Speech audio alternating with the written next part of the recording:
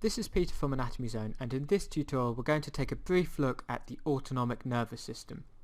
In this tutorial I'd like to introduce you to some of the basic anatomical concepts of the autonomic nervous system, and we'll take a little look at the functions at the end. The autonomic nervous system consists of two main divisions, the parasympathetic and the sympathetic nervous system, and these are functionally and anatomically distinct.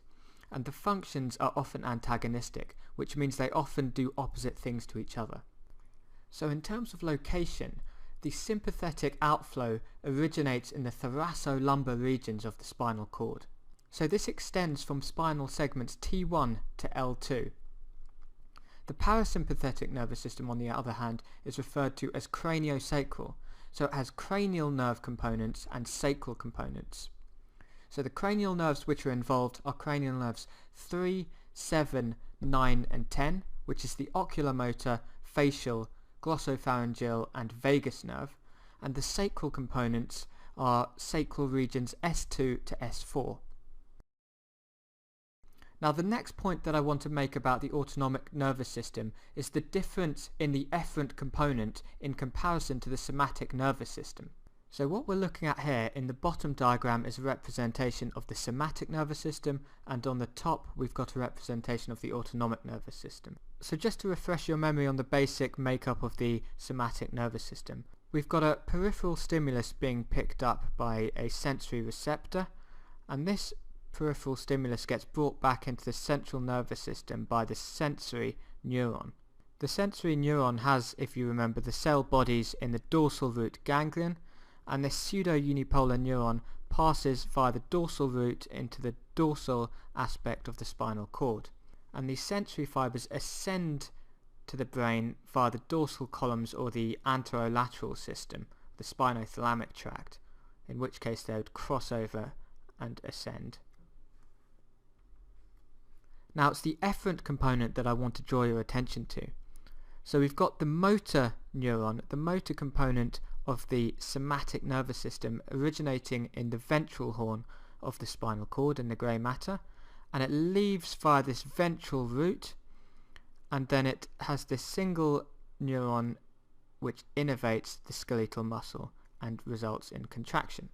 So the key here is that there's one single neuron in the efferent component of the somatic nervous system, which extends from the central nervous system to the periphery.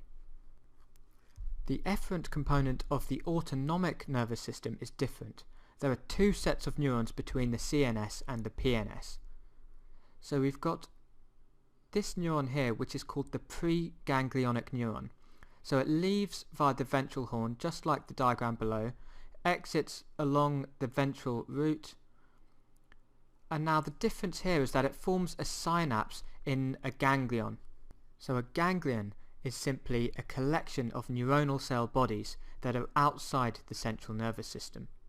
So this preganglionic neuron synapses onto the postganglionic neuron, which then innervates the target organ. In this case it's the smooth muscle wall of a blood vessel. So the key concept here is that there are two sets of neurons between the CNS and the PNS in the autonomic nervous system. You've got the preganglionic neuron, which is the neuron before the autonomic ganglion, and then you've got the postganglionic neuron, which extends to the target organ. So the location of this ganglion might be in the sympathetic chain, in the paravertebral ganglia, in the case of the sympathetic nervous system, or in the case of the parasympathetic nervous system, most ganglia are located either in or near to the target organs.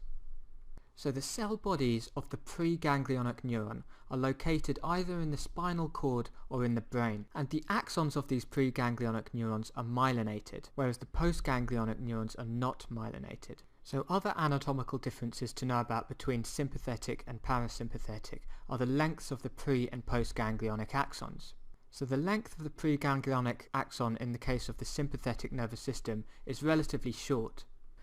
So I've just drawn on a preganglionic axon here again in red, and if we imagine that this ganglion here is representative of the paravertebral ganglia, so a ganglion within the sympathetic chain, this would be located just adjacent to the vertebral column, so the preganglionic neuron in this case would be very short.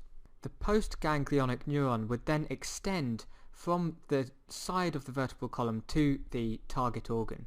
So the postganglionic neuron is relatively long.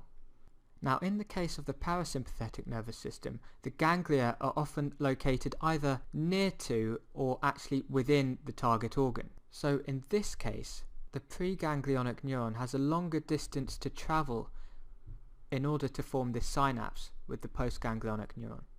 And then obviously the postganglionic neuron will then be relatively shorter in the case of the parasympathetic nervous system.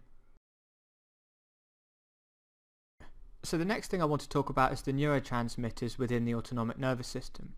There are two main neurotransmitters, acetylcholine and noradrenaline. So noradrenaline is the same as norepinephrine.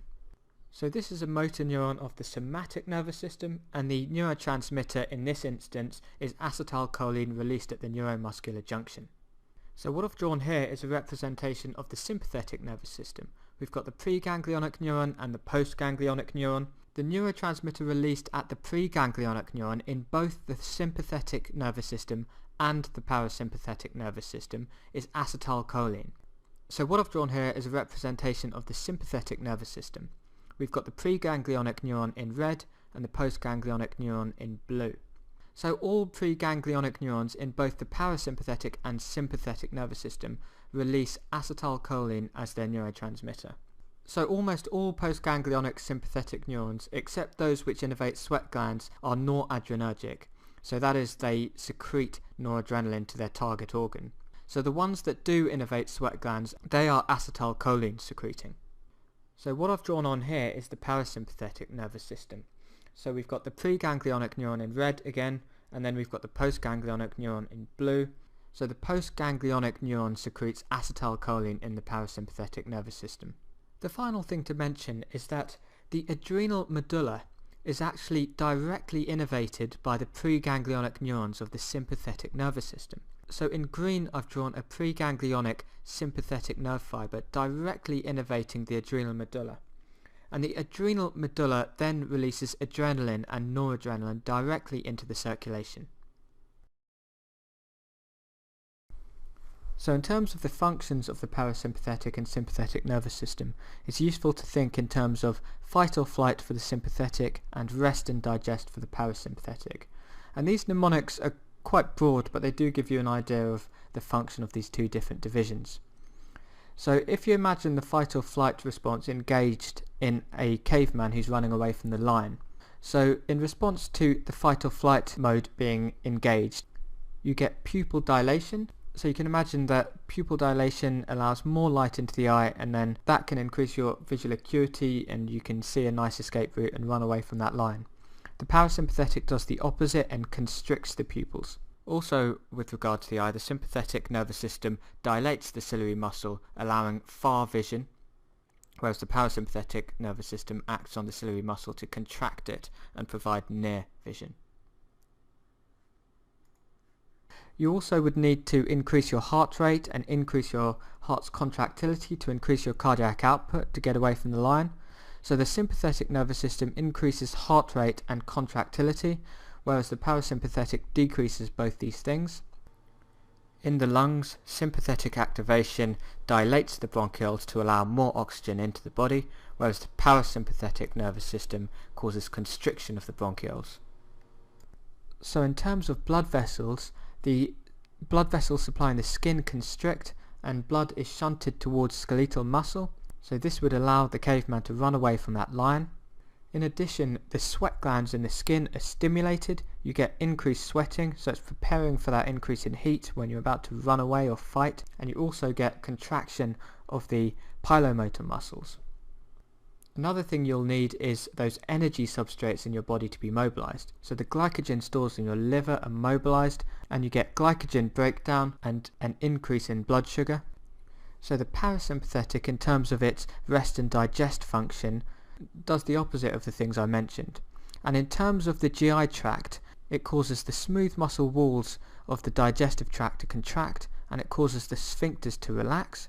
You get increased saliva secretion, increased gastric acid secretion and increased pancreatic secretions. In terms of the bladder, you get detrusor muscle contraction and you get relaxation of the sphincter. And in terms of the male genitalia, the sympathetic nervous system is responsible for ejaculation, whereas the parasympathetic nervous system causes erection. So there's a simple mnemonic for remembering that. Point and shoot. So point, parasympathetic, causes erection, and shoot, sympathetic, causes ejaculation. So that's an easy way of remembering those two functions. So you can see how the fight or flight and rest and digest things can be applied to try and remember those different functions of the sympathetic and parasympathetic divisions. So that's an introduction to the autonomic nervous system. If you have found this video helpful, please click the like button, subscribe to our channel, and make sure you check out some more of our videos. Thank you for watching.